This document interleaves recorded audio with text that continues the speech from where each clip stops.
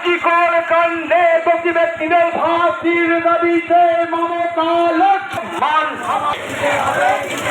মাননীয় মুখ্যমন্ত্রী প্রথম থেকে দাবি করেছে আর্জিকর কাণ্ডে দোষীদের ফাঁসি চাই। তৃণমূল কংগ্রেস দাবি করে আর্জিকর কাণ্ডে দোষীদের ফাঁসি দিতে হবে। আমরাও তৃণমূল কংগ্রেস দাবি করেছি অবিলম্বে আর্জিকর কাণ্ডে দোষীদের ফাঁসি দিতে হবে। আর্জিকর কাণ্ডে নিয়ে